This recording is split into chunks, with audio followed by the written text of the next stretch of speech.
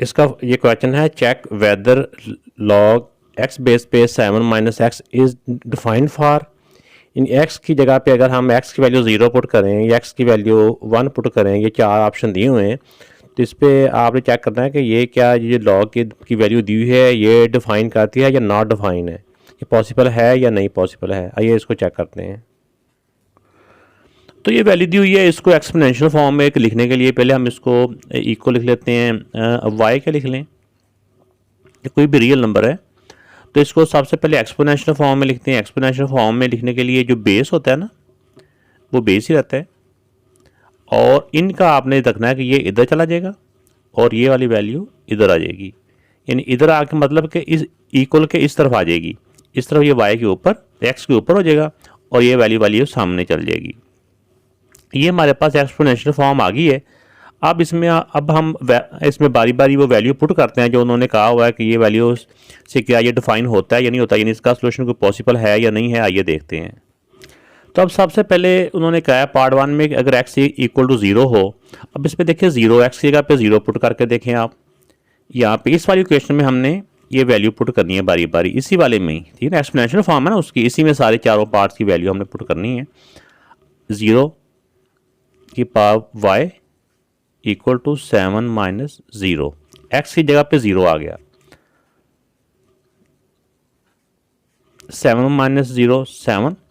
अब देखिए 0 की पावर, ये कोई भी रियल नंबर है, y की वैल्यू जो सी मर्जी रख लें, ये ऐसे कर लें कि 0 की पावर जो सी मर्जी कर लें, जो आप चाहे कर लें, लेकिन वो 0 की पावर जो भी करेंगे तो इक्वल टू 7 आ सकता है, नहीं आ सकता, ठीक है। 0 की पावर जो मर्जी हम लिख लें तो वो पावर चेंज करने से 0 का आंसर किसी सूरत में भी 7 नहीं आ सकता, तो ये नॉट डिफाइन है, यानी ये जो x इक्वल टू 0 है ना, ये नॉट डिफाइन। तो मैंने यहाँ पे ऐसे करके लिख दिया है कि ये जो क्वेश्चन उन्होंने दिया था is not true for x equal to 0 या not define for x equal to 0, ये लिख सकते हैं। अब नेक्स्ट x की वैल्यू उन्होंने दी हुई है x इक्वल टू 1, तो जब x इक्वल टू 1 होगा तो फिर इसी में x की जगह पे 1 को रिप्लेस करें, 1 y इक्वल टू 7 माइनस 1। इसको जब हम सॉल्व करते हैं ये साइड तो ऐसी रहेगी, 7 से 1 माइनस किया 6। अब इसमें देखिए अब हमने यहाँ से ये जस्टिफाई करना है कि 1 की पावर जो भी करें, ये y एक नंबर है ना कोई भी, 1 की पावर जो मर्जी हम कर लें इक्वल टू 6 नहीं आ सकता। तो इसका मतलब ये हुआ कि x इक्वल टू 1 के साथ भी इसका जो है ना ये डिफाइन नहीं है, तो इसके साथ भी ये आएगा, is not true for x equal to 1। अब इसमें नेक्स्ट जो पार्ट है इसमें है कि इफ़ x इक्वल टू 6, अब यहाँ पे इसी में हमने जो एक्सपोनेंशियल फॉर्म है इसमें x की जगह पे हमने 6 रिप्लेस कर देना है, तो 6 की power y equal to 7 minus x की जगह पे 6 आ जाएगा। अब देखें ये side as it is 7 minus 6 1। अब इसमें देखें कि अगर x की जगह पे हमने इस वाले पार्ट में अगर हम देखें तो अगर y की वैल्यू हम 0 पुट करते हैं तो मतलब कि y की पावर, ये y की जगह पे 0 पुट करते हैं तो 6 की पावर 0 हो जाएगी। तो किसी भी नंबर की पावर 0 हो तो इक्वल टू 1 होता है। तो ये x इक्वल टू 6 पे ये डिफाइन है अगर y इक्वल टू 0 हो। अगर y की वैल्यू की और हो तो फिर ये पॉसिबल नहीं है, लेकिन y की वैल्यू अगर हम y की जगह पे 0 रिप्लेस करते हैं एक्सपेरिमेंट में तो फिर x इक्वल टू 6 पे ये डिफाइन है। तो इस तरह करके स्टेटमेंट लिख देंगे, it is defined for y equal to 0। अगर y की वैल्यू 0 के अलावा की और होगी तो फिर ये डिफाइन नहीं होगा। आपने सिर्फ इतनी ही स्टेटमेंट लिखनी है, it is defined for y equal to 0, बस। नेक्स्ट पार्ट में है कि इफ़ x ग्रेटर देन और इक्वल टू 7, तो इसमें मीन के 7 8 9 इस तरह कोई भी वैल्यू हो तो क्या उसके लिए इसका ये पॉसिबल है। अब इसकी जो एक्सपोनेंशियल फॉर्म है इसमें हम x की जगह पे x की वैल्यू पुट करते हैं, पहले 7 से स्टार्ट करते हैं, तो 7y इक्वल टू ये 7 तो उसकी वैल्यू है जो यहाँ पे दी हुई थी, ये वाली 7 माइनस एक्स, एक्स की जगह पे हम 7 पुट कर रहे हैं, तो एक्स इक्वल टू यहाँ से बारी बारी 7 माइनस 7। अब देखें इसमें, अब 7y, 7 से 7 माइनस किया 0।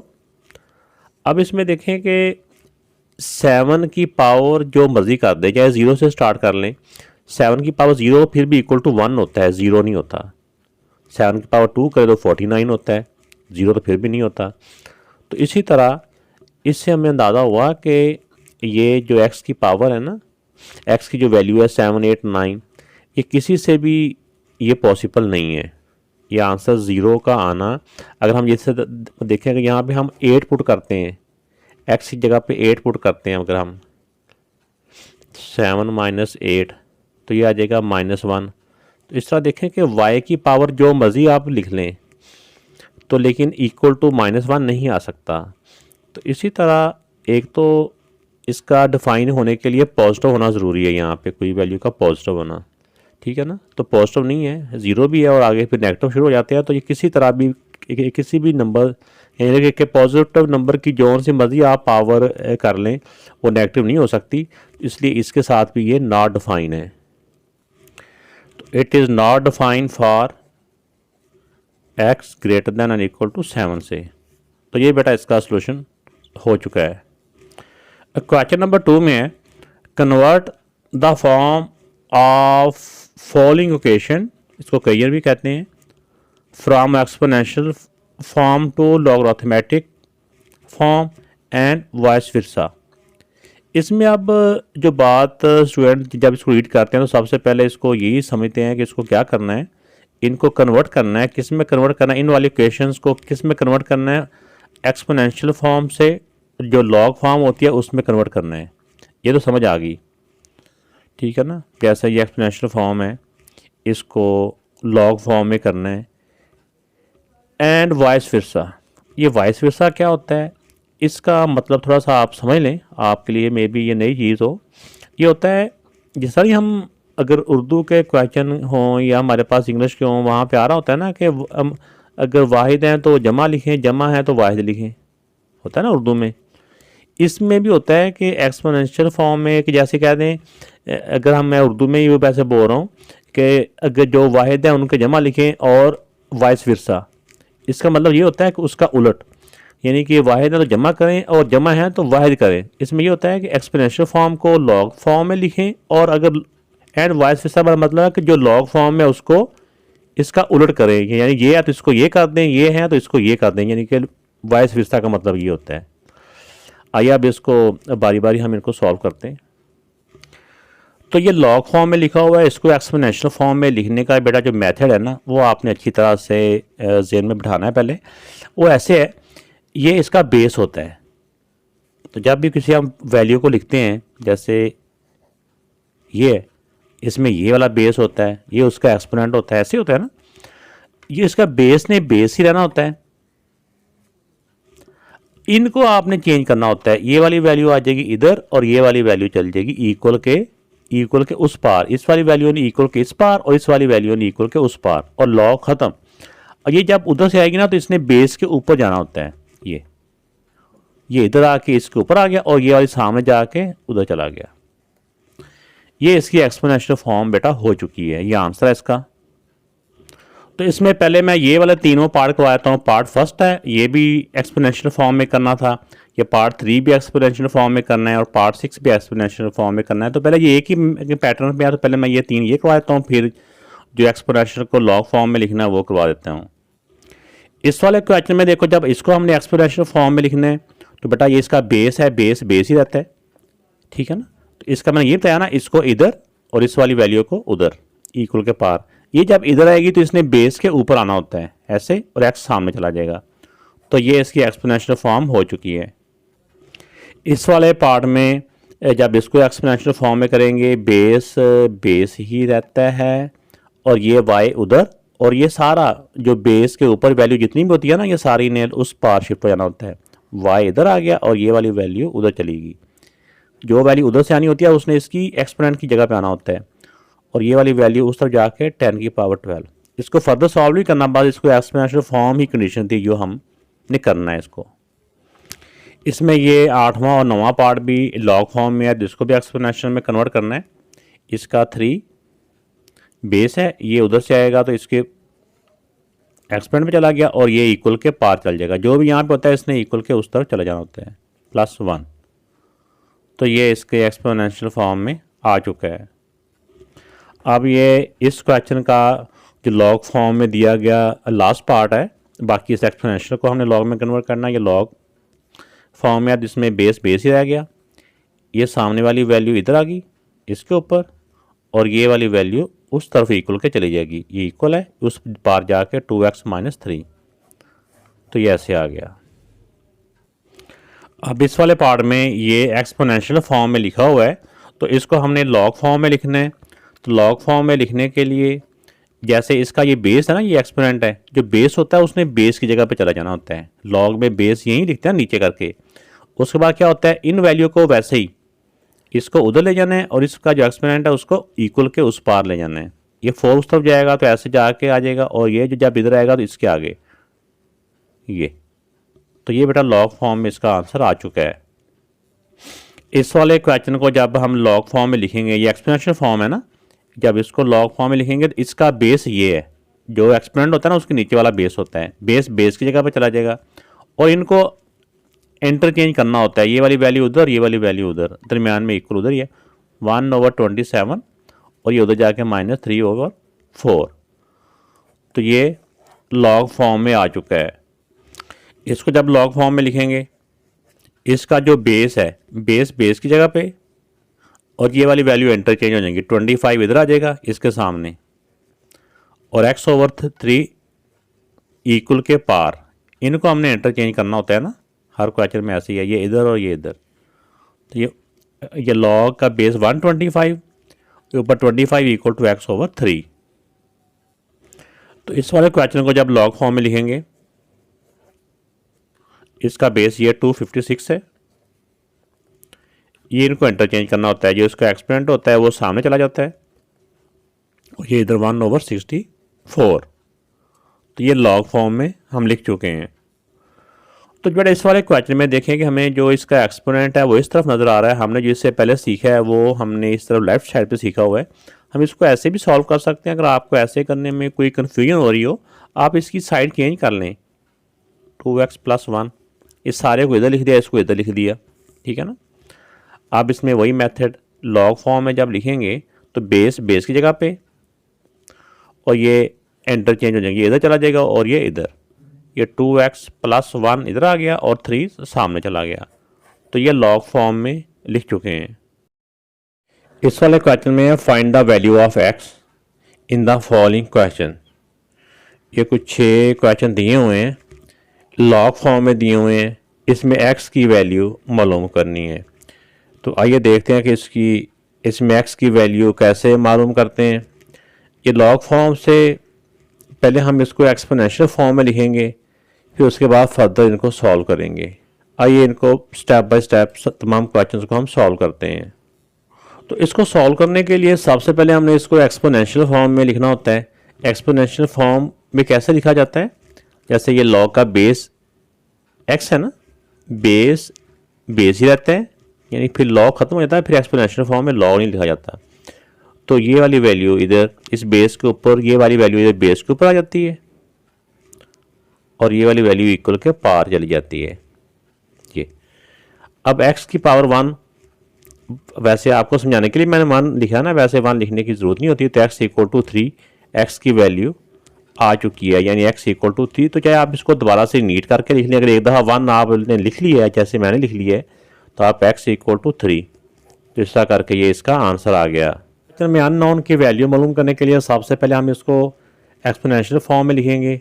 x + 1 ये इसके एक्सपोनेंट की प्लेस पे आ जाएगा और ये 9 राइट साइड पे चला गया। अब इसमें देखें कि हम इसको 9 को लिख सकते हैं, x + 1 9 को लिख सकते हैं 3² लिख सकते हैं ना, 3² मतलब 9 ही होता है ना। अब दोनों के देखें, जब इनके एक्सपोनेंट इक्वल हों, सेम हों, पावर सेम हो, तो हम इनके बेस को भी इक्वल लिख सकते हैं। या ऐसे हम कहते हैं कि ये सेम बेस है, सेम एक्सपोनेंट है, एक्सपोनेंट से एक्सपोनेंट ये कट गया, बाकी रह गया x plus one equal to 3, और ये प्लस वन है, दूसरी तरफ जाके ये माइनस वन हो गया, 3 माइनस 1 2, एक्स की वैल्यू 2 आ चुकी है। इस वाले फॉर्म को जब हम एक्सपोनेंशियल फॉर्म में करेंगे, लॉग का 3 बेस पे है तो बेस ही होगा, ये एक्स इधर इसके एक्सपोनेंट की फॉर्म में आ जाएगा और 81 सामने। अब यहाँ पे आप लोगों ने एक जो बात ज़हन में रखनी है कि इस टाइप का जो भी क्वेश्चन आ जाए, जब ये एक्स या वेरिएबल जो भी दिया हो, ये अगर एक्सपोनेंट की जगह पे है, ऊपर है ना, तो फिर हमने दोनों साइडों पे ना बेस इक्वल कर लेने होते हैं। इसका बेस 3 है ना, इधर भी इसको इस फॉर्म में लिखें कि ये भी 3 बेस पे कुछ नंबर आ जाए। तो अगर तो आप ज़बानी कर सकते हैं तो ज़बानी करें, नहीं तो आप इसके इस तरह करके फैक्टर बना लें, ठीक है ना। तो ये फैक्टर बनाने से एक दफ़ा आप फैक्टर बनाएंगे तो नेक्स्ट आपको ये बनाने की ज़रूरत नहीं पड़ेगी, ठीक है। तो अब इसमें देखें कि ये 3 कितनी दफ़ा आ रहा है, ये 3 4 टाइम आ रहा है, 1 2 3 4। हम इसको 3 की पावर 4 लिख सकते हैं। 81 को क्या लिख सकते हैं, 3 की पावर 4, तो 3x इक्वल टू 3 की पावर 4। तो अब देखें कि जैसा कि हमें पता है कि अगर बेस इक्वल हो तो हम पावर्स को भी एक दूसरे की इक्वल लिख सकते हैं। जब बच्चों को बाद ऑफ ऐसे भी समझाते हैं कि जैसे 3 से ये 3 कट गया, x equal to 4, x equal to 4, ये इसका आंसर आ गया। एक्चुअली ये कटता नहीं होता, ये सिर्फ ऐसे ही एक लगाते हैं। होता यह है कि ये अगर इक्वल हो तो ये पावर्स भी आपस में इक्वल होती हैं, तो ये इसका आंसर आ गया। तो इस वाले क्वेश्चन को भी हम पहले एक्सपोनेंशियल फॉर्म में लिखेंगे। ये बेस है, तो सामने वाला जो भी नंबर यहाँ पे होता है वो इधर इसके एक्सपोनेंट की फॉर्म में आ जाएगा, यहाँ पे इक्वल टू 64। अब इस क्वेश्चन पे भी जब हम गौर करते हैं तो देखते हैं कि इसमें जो x है जिसकी वैल्यू मालूम करनी है, ये भी इसकी एक्सपोनेंट की जगह पे है।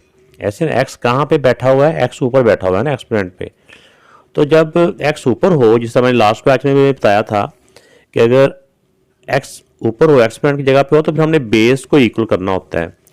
तो इसमें भी हमने बेस को इक्वल कर लेना है। आप देखें 64 के चाहे तो आप इस तरह करके फैक्टर बना लें, अगर आपको इसके ज़बानी याद है तो आप इसका ज़बानी इसको कर सकते हैं। तो ये 2 की पावर होती है 6 टाइम इसको आप सॉल्व करेंगे तो ये 2 मल्टीप्लाई बाय 2 मल्टीप्लाई 2 ऐसा 6 टाइम मल्टीप्लाई करेंगे ना तो वो 64 होता है, 2 की पावर 6। अगर आपको डाउट हो या ऐसे कोई आपको बाद दफ़ा कि पता नहीं 2 6 होता है कि 2 पावर 5 होता है या 7 होता है, तो आप इसको मल्टीप्लाई करके देख लें, कैलकुलेटर आपके पास होगा, आप इसको उससे डायरेक्ट भी कर सकते हैं। अब इस स्टेप पे आके देखिए, दोनों के बेस सेम है ना। जब बेस सेम हो तो हम, यानी जब बेस इक्वल हो तो हम दोनों की एक्सपोनेंट को भी आपस में इक्वल लिख सकते हैं। x प्लस 1 यानी ये वाला एक्सपोनेंट किसके इक्वल है, 6 के। अब इस इक्वेशन को सॉल्व कर लें, ये +1 है उधर जाके -1 हो गया, और x इक्वल टू 6 माइनस 1 5, तो ये बेटा इसका आंसर आ गया। इस वाले क्वेश्चन में सबसे पहले हम इसको एक्सपोनेंशियल फॉर्म में लिखते हैं। बेस जो होता है ना, ये बेस ही रहता है, ये वाली जो नंबर होता है इक्वल के उस पार, ये इस तरफ आके इसके ऊपर आ जाता है इसके एक्सपोनेंशियल फॉर्म में, और ये इक्वल के उस तरफ।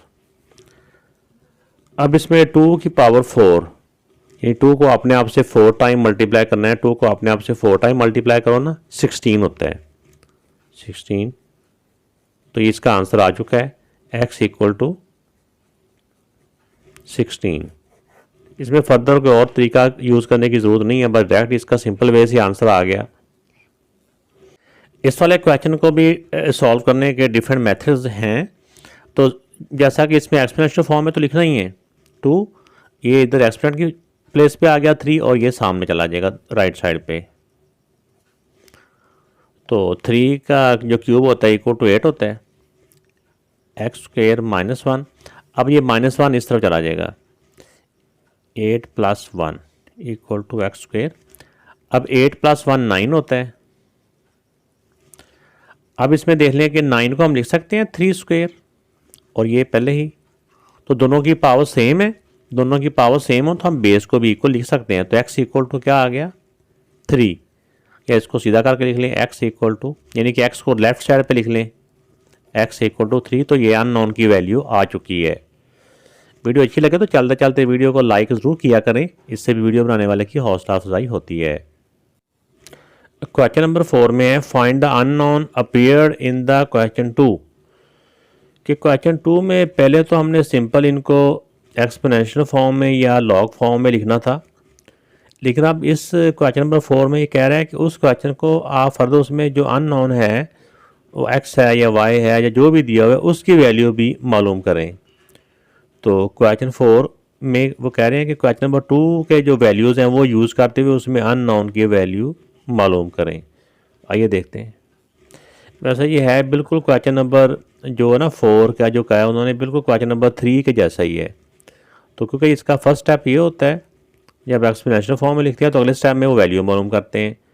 तो इसी तरह ये क्वेश्चन 3 और क्वेश्चन नंबर 4 एक ही मेथड पे है। इस क्वेश्चन में जैसे कि उन्होंने कहा था कि अननोन मालूम करें, तो इसमें भी कोई वेरिएबल नहीं है, इसमें भी वेरिएबल नहीं है, तो इसमें जाके वेरिएबल आ रहा है। तो इसको मैंने लिख दिया है, पहले इसको एक्सपोनेंशियल फॉर्म में लिख लेते हैं 5। ये अब इनको आपस में इंटरचेंज करेंगे, ये इसका जाके इस बेस का एक्सपोनेंट बन जाएगा इक्वल टू x। अब 5 की पावर 5, तो 5 को अपने आप से आप 5 टाइम मल्टीप्लाई कर लें। तो इतना मुश्किल नहीं होता, ये हमने कैलकुलेटर से ही मल्टीप्लाई करवाना होता है। तो इक्वल टू x, यानी x की वैल्यू अननोन की वैल्यू ये आ गई। इसको सीधा करके चाहे लिख लें, इसको इधर लेफ्ट साइड पे, इसको राइट साइड पे। तो ये बड़ा इसका आंसर आ चुका है। अब इसका ये जो नेक्स्ट पार्ट है इसमें b, इसमें वेरिएबल है अननोन है। तो इसमें हम क्या करेंगे कि पहले हम इसको तो ऐसे ही रहने देते हैं। 27 को अगर हम पावर की फॉर्म में लिखें तो इसको लिख सकते हैं 3 क्यूब। 3 3 दा 9 होता है, 9 3 दा 27 होता है। तो ये इसको फिलहाल ऐसे रहने दें, इसको ऊपर लें। ऊपर लाएँ अगर लेके आएंगे ना न्यूमरेटर प्लेस पे, तो इसका एक्सपोनेंट का साइन चेंज हो जाता है -3। अब देखें कि यहाँ पे अगर हम देखें कि 9 के बेस सेम आ रहे हैं, 9 के एक्सपोनेंट सेम आ रहे हैं, तो यहाँ पे क्या करेंगे। तो इसको भी सॉल्व करने के लिए सबसे पहले हम इसमें करेंगे कि अगर अभी तो मैं स्टेप में कर रहा हूँ, लेकिन आप इसको बाद में इसको सेपरेटली भी कर सकते हैं, यानी कि डायरेक्टली भी कर सकते हैं। इसको इसका जो 1/4 है ना, इसको अलग से कर लें, यानी -3/4 को हम ऐसे करके लिख सकते हैं ना 1/4 इंटू -3। ये क्योंकि -3 ऊपर है न्यूमरेटर पे और 4 नीचे है, तो 4 को अलग से कर लें इस तरह 1/4, इसको कर लें -3 और इसको भी कर लें 3 की पावर -3। अब इसमें जब पावर इक्वल होती है ना, तो पावर से पावर हम कैंसिल कर सकते हैं। इक्वल हो तो हम बेस को भी इक्वल लिख सकते हैं 1/4 इक्वल टू 3। अब 3 की पावर 1 है। अब यहाँ पे देखिए अभी जब हम गौर करते हैं तो कोई चीज़ भी अभी तक हमें यहाँ पे इक्वल नज़र नहीं आ रही। अब हमने मज़ीद इसमें क्या करना है कि दोनों साइड के एक्सपोनेंट्स को ना हमने 4 से मल्टीप्लाई करवाना है। इस साइड के जो लेफ़्ट साइड का एक्सपोनेंट है इसको भी 4 से मल्टीप्लाई कर दें, और जो राइट साइड का एक्सपोनेंट है उसको भी 4 से मल्टीप्लाई कर दें। तो अब देखें b 1/4, इसको चाहे मल्टीप्लाई बाय 4 ऐसे लिख दें, चाहे ब्रैकेट में लिख दें, और 1 को 4 से करेंगे तो ऐसे 4 हो जाएगा। ये 4 से 4 कट हो जाएगा, तो b की पावर 1, तो 1 पावर हमें पता है कि लिखा नहीं जाता, तो 3 की पावर 8 है और 3 की पावर 4 है, तो 3 को 4 टाइम मल्टीप्लाई करेंगे तो ये बन जाता है 81। इस तरह करके ये b का आंसर आ गया b इक्वल टू 81। इसके मेथड अगर कोई और टीचर किसी आसान मेथड से करवाता है तो वो भी आप कर सकते हैं। मेरे समझ में जो आया मैंने वो इसको सॉल्व कर दिया है। इस क्वेश्चन में जब हम इसमें अननोन की वैल्यू मालूम करेंगे तो सबसे पहले हम इनके बेस सेम कर लेते हैं। 125 को हम लिख सकते हैं 5 क्यूब, है ना, 5 5 दा 25, 25 5 दा 125 होता है, और ये x/3, और 25 को लिख सकते हैं हम 5 स्क्वायर। अब ये तो पावर से पावर मल्टीप्लाई हो जाएंगी, तो 3 को जब मल्टीप्लाई करवाते हैं तो x/3 इक्वल टू 5 स्क्वायर। तो ये 3 ऊपर है, ये 3 नीचे है, ये कट गए। तो जब हमें पता चला कि इसके बेस भी सेम है, बेस इक्वल हो तो हम पावर्स को इक्वल लिख सकते हैं। हम इसमें लिख देंगे x इक्वल टू, यानी ये वाला एक्सपोनेंट इक्वल टू इस वाले एक्सपोनेंट के, तो x इक्वल टू 2 इसका आंसर आ गया। अब इस वाले क्वेश्चन को जब हम एक्सपोनेंशियल फॉर्म में लिखेंगे तो बेस 10 है, तो ये सामने वाली जो वैल्यू इसका आगे एक्सपोनेंट बन जाएगी और ये जो नंबर होगा ये इक्वल के उस पार चला जाएगा।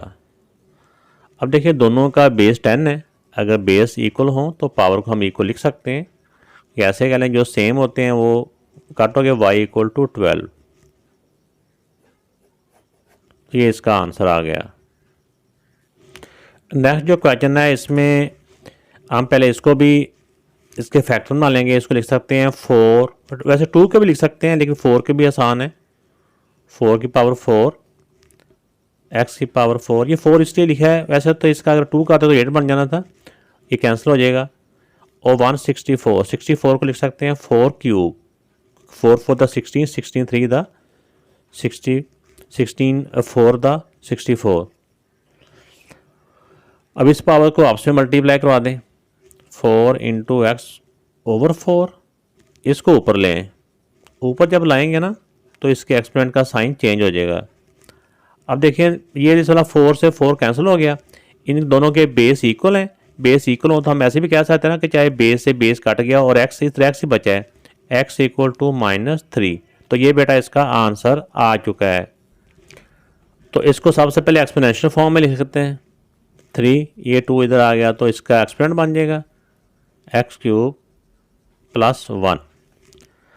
अब देखें कि इसमें 3 स्क्वायर क्या होता है 9, और साथ ही चाहे आप इसका +1 को इधर लें, इसी स्टेप में लें या अगले स्टेप में लें तो ज़्यादा बेहतर है। इस क्वेश्चन को भी ना सॉल्व करने के डिफरेंट मेथड्स हैं, फार्मूले से भी हो सकता है, ऐसे डायरेक्ट भी हो जाता है। जिस तरह मैंने इससे पहले भी एक क्वेश्चन कराया था ना, तो उसमें डिफरेंट मेथड्स होते हैं, जौन सा आपको आसान लगे वही आसान होता है। +1 इधर आके -1 हो गया। अब 9 से 1 माइनस किया 8। अब इसमें देखें 8 को हम लिख सकते हैं 2 क्यूब, ठीक है ना। अब देखें इसमें दोनों का एक्सपोनेंट सेम हो गया तो हम लिख सकते हैं x equal to 2, x equal to 2, या इसको ऐसे करके लिख लें x इक्वल टू 2। तो यह अननोन की वैल्यू आ चुकी है। इस वाले क्वेश्चन में पहले इसको एक्सपोनेंशियल फॉर्म में लिख लेते हैं। 5, ये 1 इधर आ जाएगा, 5 का एक्सपोनेंट बन जाएगा और ये 2x - 3। अब इसमें तो पावर 1 ही है, इसमें सिंपल तौर पे हम क्या करेंगे कि x को एक तरफ कर लें और जो नंबर्स हैं कांस्टेंट है उनको दूसरी तरफ। -3 है उस तरफ जाके +3 हो गया 2x। 5 और 3 8 होता है। अब x की वैल्यू मालूम करनी है, x इधर ही रह जाएगा, 2 इस तरफ मल्टीप्लाई हो रहा है, दूसरी तरफ जाके डिवाइड हो गया। 2 1 द 2 4 द x equal to 4, x equal to हम ऐसे लिख सकते हैं x इक्वल टू 4। तो ये बेटा इसका आंसर आ गया। तो ये इसका 10वां पार्ट है। इसमें सबसे पहले हम इसकी ये पावर इसको सॉल्व कर लेते हैं।